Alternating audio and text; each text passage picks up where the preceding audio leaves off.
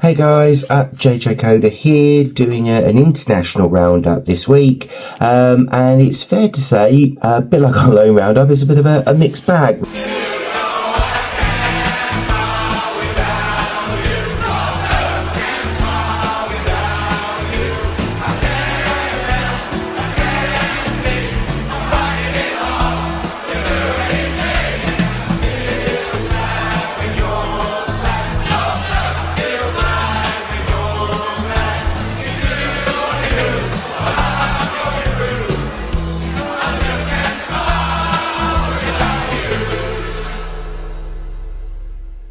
We'll go straight into it. First player that I've got here is Rodrigo Bentancur. Bit of a mixed bag for him. Played both games. In the first game, he played the full game in a 0-0 draw for Uruguay versus Mexico. Played 64 minutes in Uruguay's loss 5-1 to the USA. And was sent off as well. So, not a great night for him. Obviously the advantage might be that he's suspended for the next time the internationals come round and that he doesn't go up anyway. So hopefully that'll keep him a bit fresh for us. Then moving on to Xavi Simons, a bit of again, similar one, but the first one, it was a case of he was an unused sub for Holland in their 1-1 draw against Poland.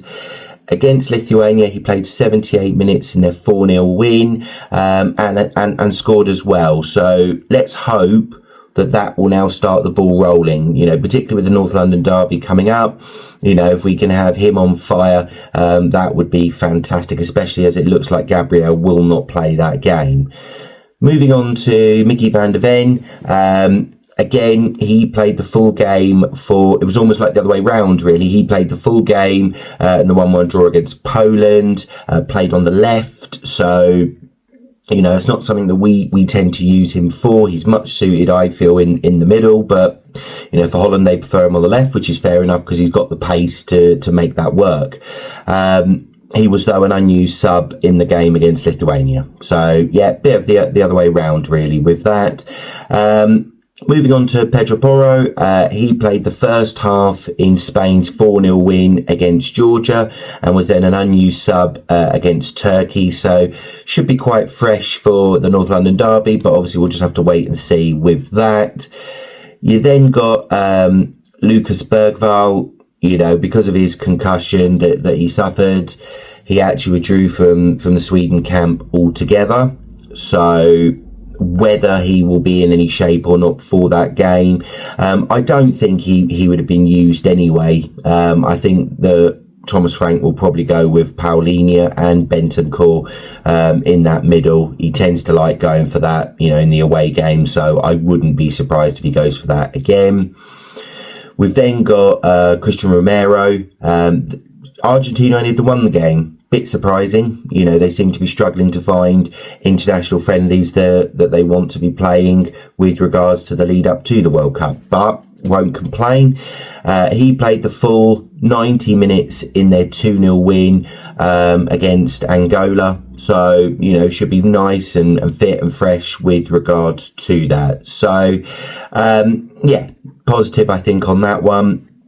Brennan Johnson, he played in both games for Wales. He came on as an 83rd minute sub in their 1-0 win against Liechtenstein. He then played, the full game for them in their 7-1 win against North Macedonia. Scored, got an assist, scored a brilliant goal for them and showed that he isn't just a tap-in merchant. So I think it'd be nice if we can see more of that, at Spurs. I think that's one thing that I would say has been lacking in his game. He's brilliant bursting through the lines and he's, brilliant for the tap-ins, but we don't really see the opportunity for his belief to think, actually, I can hit this from outside the box. If you haven't seen it, look it back because it was a brilliant goal for Wales. I'll then briefly wrap up Paulinho and Spence because neither of them were used in either of their games. I have a feeling with Spence that was a punishment because of the way that he reacted to Thomas Frank, where he just ignored him. From what I can gather from Thomas Tuchel, he doesn't like that. he wants unity, he wants harmony within the camp, and he doesn't like it if people are going to sort of act out because things just haven't gone their way. So hopefully that'll be a bit of a learning curve for him, because, he was getting momentum for England. I think was very much going to have that position down. Obviously, Nico O'Reilly played well in both games, so he's got a bit of competition now with regards to that. Moving on to Vicario, he played the full game in their 2-0 win against Moldova, didn't play in the second game, and, to be fair, Italy got battered by Norway, so, whether they should have had him in or not, who knows. But he didn't play, so he'll be fresh as well. Richarlison, I wonder what's going to happen here, because he was an unused sub in both Brazil's games, and considering the fact that he was Brazil's number 9, I'm wondering if January is going to be a wake-up call for him, because the club clearly don't rate him, and I don't think many fans rate him as the starting number 9. I think he's a good option perhaps to come off the bench and try and cause a bit of havoc, but he's not going to be the option for Spurs. It's either going to be Solanke or it's going to be somebody else that they can bring in. I think a lot of fans, myself included, are potentially asking for Dane Scarlett to get a run out ahead of him. So I think, that this should hopefully be a wake-up call to him. The fact that Ancelotti is making it clear that you're not playing well, you're not, starting, you're not part of the mainstay at Spurs, so you're not going to be the mainstay at Brazil.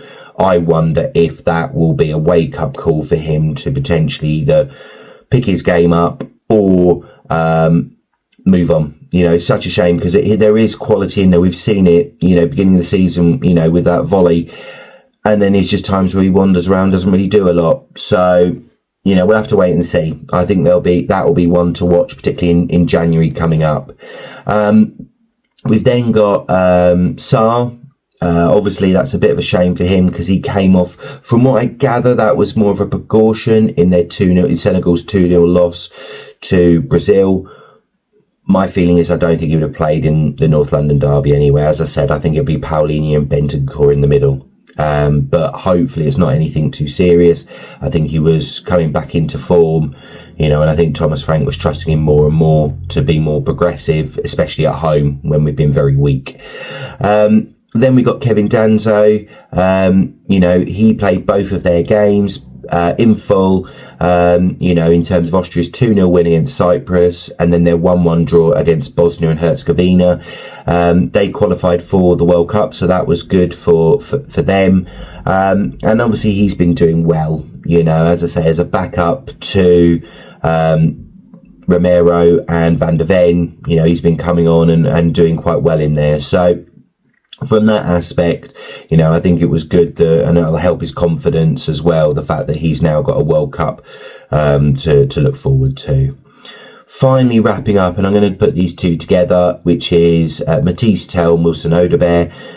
They both played the full first game of the under-21s for France in their 1-1 draw against Switzerland. Tel played the full game and scored the penalty in their 1-0 win against the Faroe Islands, and Odobert played the second half. Now, obviously, it's a bit of a surprise that they didn't go out there and batter them, but again, I think for those two, there's question marks. Obviously the left side's an issue. We know that.